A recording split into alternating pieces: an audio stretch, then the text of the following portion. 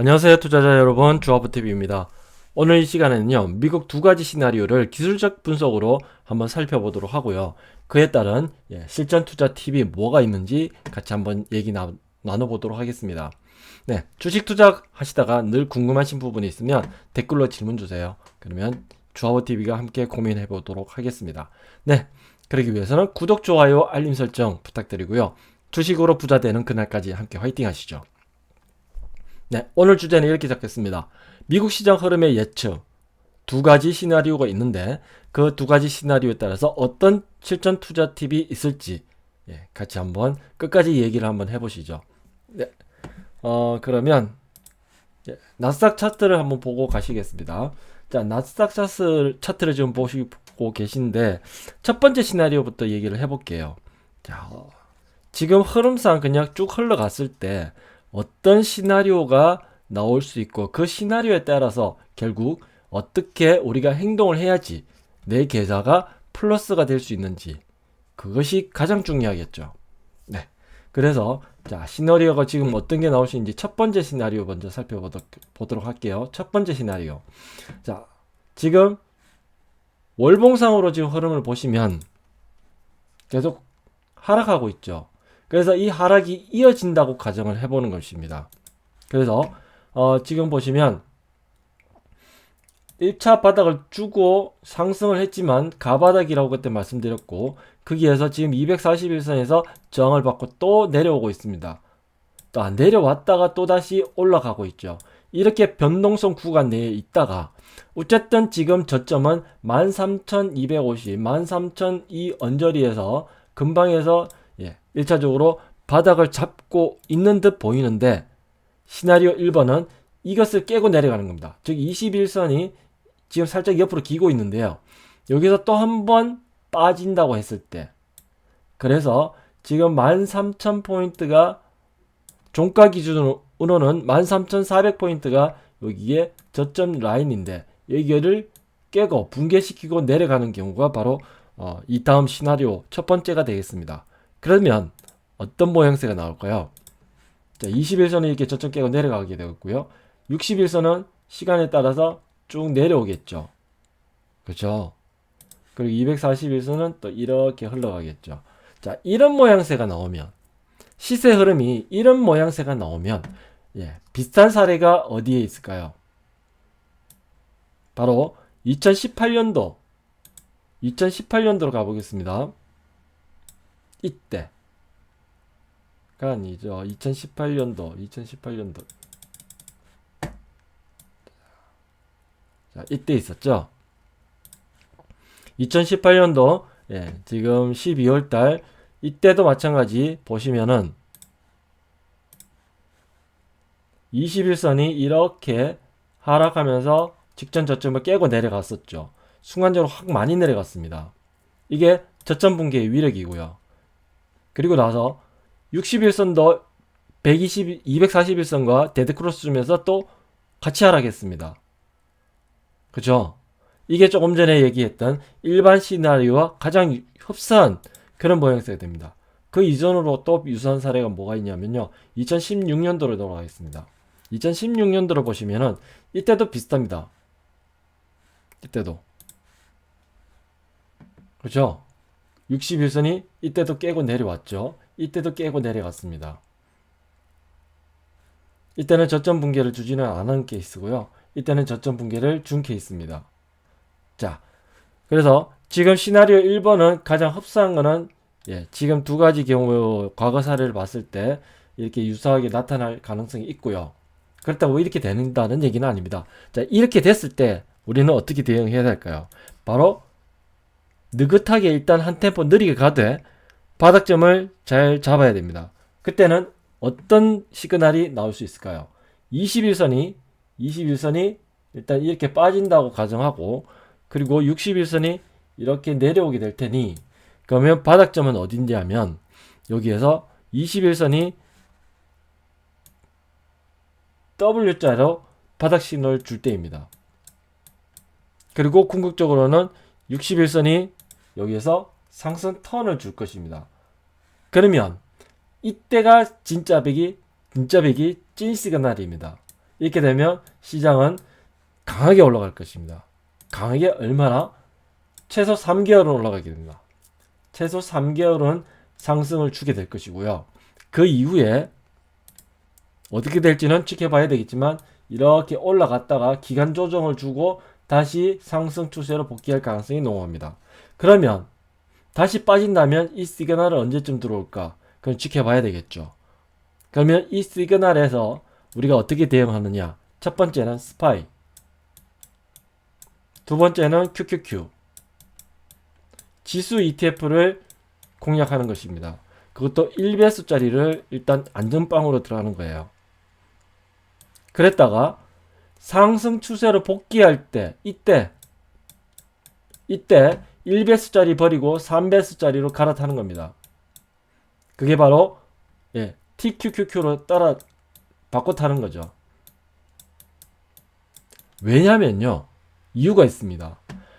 자, 이때 61선까지 데드크로스 주고 내려왔기 때문에 반등 주고 위에서 물량 소화하고 또 기간 조정도 줘야 되고 거쳐야 될, 그리고 넘어야 될 산이 많습니다. 이때는 3배수짜리 레버리지를 사용하는 ETF를 쓰게 되면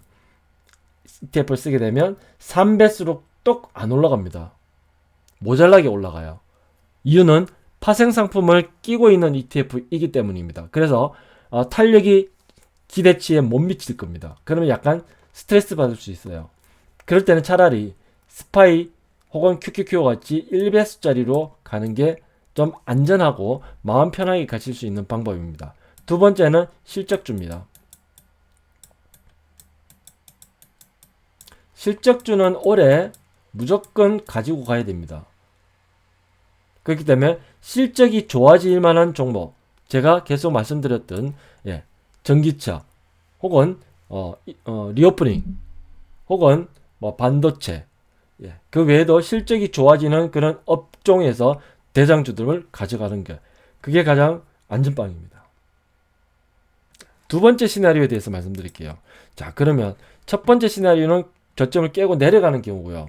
두 번째 시나리오는요, 21선이 그대로 턴하고 올라가는 겁니다. 그러면 241선을 뚫고 올라가는 거죠. 지금 여기에서 원턴이 있었고요. 여기서 투턴을 주면서 그냥 올라가는 겁니다. 물론 여기에서 저항이 있을 수도 있지만 21선을 깨지 않고 꺾지 않는 그런 조정이라면 그냥 가지고 갑니다. 그 상태에서 계속 올라간다 쳤을 때 241선을 뚫고 올라가게 되면요, 이때는 한시름 놓을 수 있습니다. 물론 241선까지 올라가, 그리고 직전 고점까지 올라가면 여기서 또 저항을 받고 기간 조정을 줄 가능성이 있어요. 이렇게 기간 조정을 준 다음에 다시 올라가면 이때는 본격 상승입니다. 그렇다면 이때 시그널은 어딜까요? 바로 이 점이 시그널이 될 것입니다. 21선이 다시 턴 주는 시그널. 이때가 바로 강한 드라이브를 걸 수 있는 것인데, 다만 가장 확실한 시그널은 기간 조정을 주고 나서 다시 상승 복귀하는, 추세 상승 복귀하는 이 지점이 가장 확실한 강한 드라이브를 줘야 되는 포인트이고요. 그렇다면 이때는 W자의 바닥을 줬을 때는 무엇을 해야 되냐면요, 이때도 마찬가지 1배수짜리 ETF로 갑니다. 그래서 스파이, 이때도 마찬가지 스파이나 QQQ를 가지고 가시는 게 좀 마음 편하실 거예요. 물려도 괜찮다는 거죠. 여기서 욕심 낼 필요 없습니다. 어차피 올라가도 또 두들겨 맞게 돼 있고요. 재수 없으면 여기서 다시 더 빠질 수도 있습니다.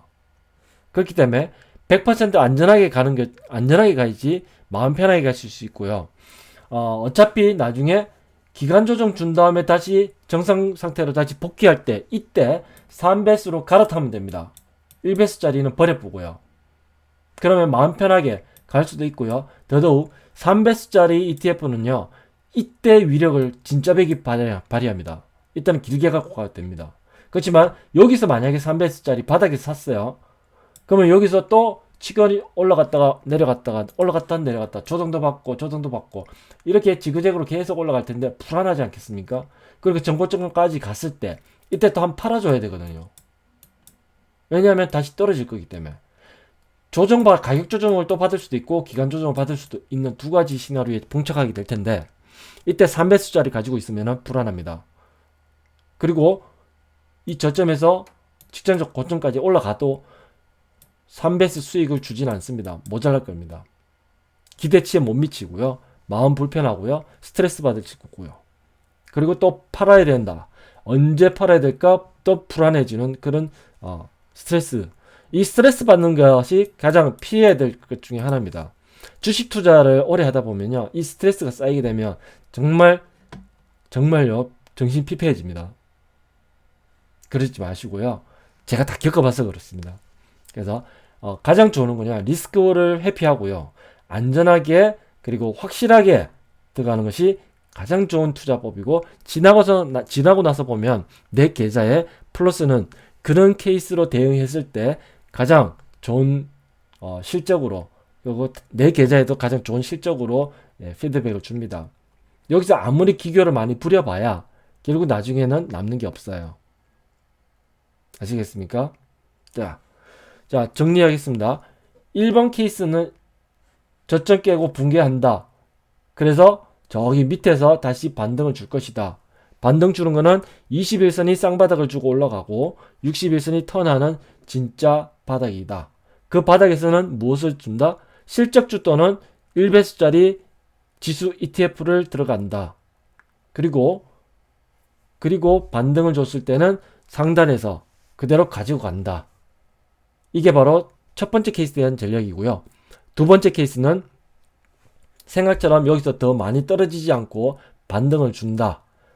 시그널은 21선 쌍바닥 주고 이 상태에서 올라가는 것이고요. 여기서 또 강하게 드라이브해서 241선 위로 다시 복귀하는 것입니다. 이때 들어가야 될 것은 1배수짜리 스파이, 그리고 QQQ, 그리고 실적주입니다. 이때는 전고 쪽까지 갔을 때 굳이 안 팔아도 돼요. 그냥 가지고 가도 되고요. 좀 부담스러우면 이때는 물량을 좀 줄여서 그 다음을 또 대비해도 되고요. 뭐 선택권이 많습니다. 그래서 기간 조정을 주게 됐을 때, 그리고 다시 상승 턴으로 복귀를 했을 때, 이때는 1배수짜리를 버리고 3배수짜리로 갈아타는 전략. 이게 가장 안전하고 퍼펙트한 그런 대응 전략이 되겠습니다. 네, 지금 제가 댓글도 쭉 보다 보니까요, 레버리지를 되게 좋아하시는 분들도 많으시고요. 저도 그랬어요. 저는 ETF는 그냥 우스웠습니다. 솔직히 저는 선물 옵션에다가요, 파생 상품을 굉장히 많이 다뤄봤기 때문에 레버리지 3배수짜리 이런 것도 좀 제 성에 안 찼어요. 그랬는데요, 나중에 지나서 보니까요, 그게 아니더라고요. 그래 봐야 내 계좌에 결국 남는 건 없습니다. 그러면 가장 중요하고 결국 내 계좌가 플러스 되기 위해서 해야 될 게 무엇일까 살펴보면, 결국은 안전하게 들어가고 그리고 확실한 포인트에서 강하게 드라이브 하는 것. 그래야지만 결국 먹을 때 많이 먹고 손실 날 때는 적게 손실나는 그런 안전한 투자법이 됩니다. 제가 십수년간 하면서 깨달은 그런 어떤 교훈이고요.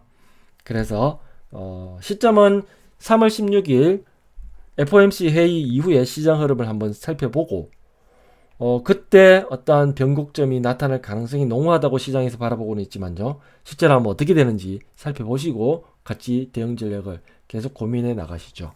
네, 긴 영상 봐주셔서 감사드립니다. 그래서 계속 함께 하시죠. 네, 감사합니다.